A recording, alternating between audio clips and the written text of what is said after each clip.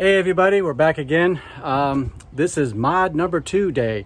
The other day you saw our first video, different mods that we are planning on doing, and we just got in a new haul. I guess this is also kind of a haul video to show you some of the things that I had ordered for the new rig.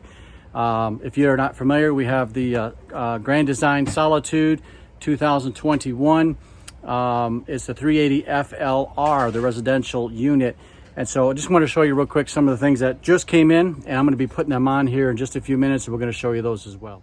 All right, here are some of the things we got. This, of course, this is for inside of the rig.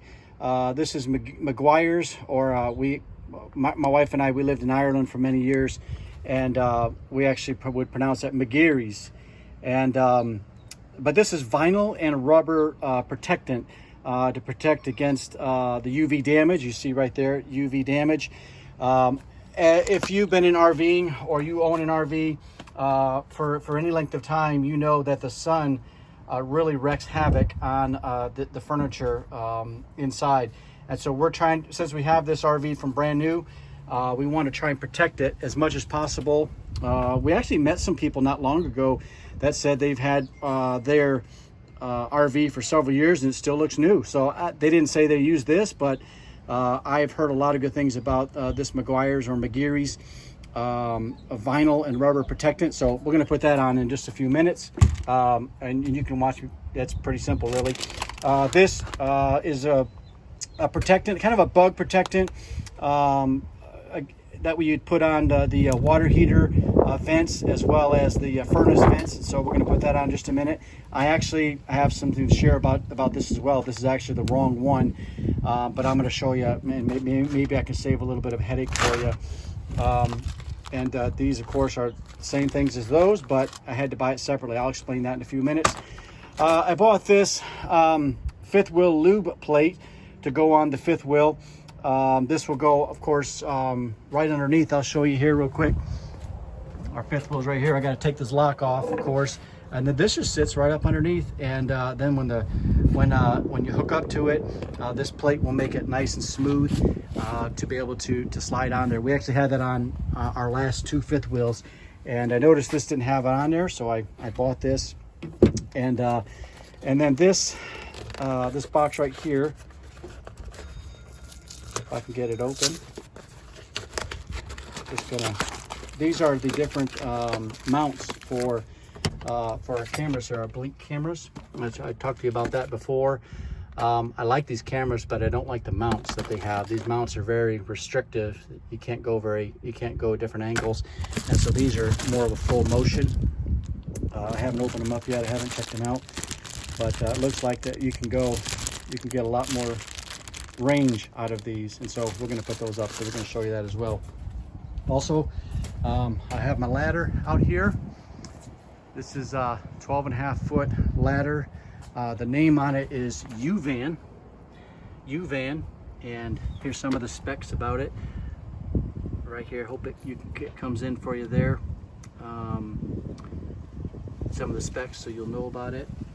But I actually bought another one of these ladders. This ring right here, this rung's not all the way up.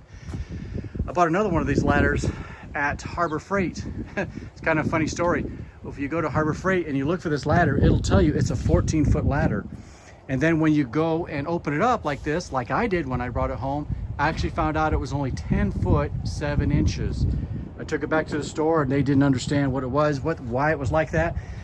So I ordered this on Amazon. I'll put a link in the description. That way you can kind of get to it quickly. And it was about $40 cheaper than in Harbor Freight. And most of the time you go to Harbor Freight, you can get a pretty good deal on things.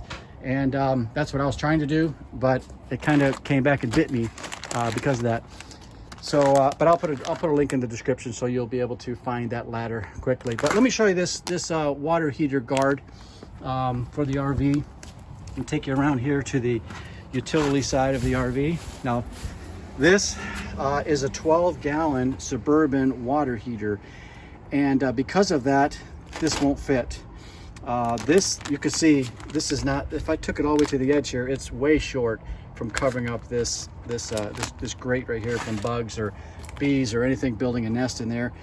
So I actually wound up ordering another one already, and when that comes in I'll show that to you.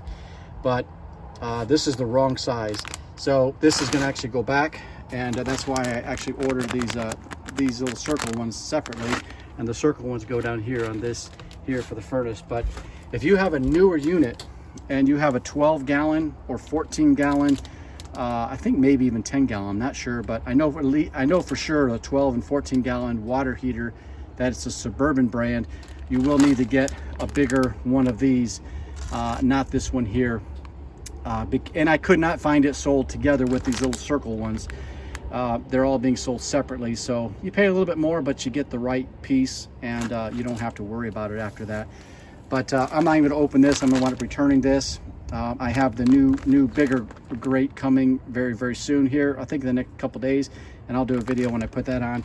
But I have those ones already separately, as I showed you already. And you know, this bigger one, it was a little hard to find. I'll put a link in the description for that too. I'm just trying to help you out a little bit. But let's put this back, and we'll start getting some of these mods on.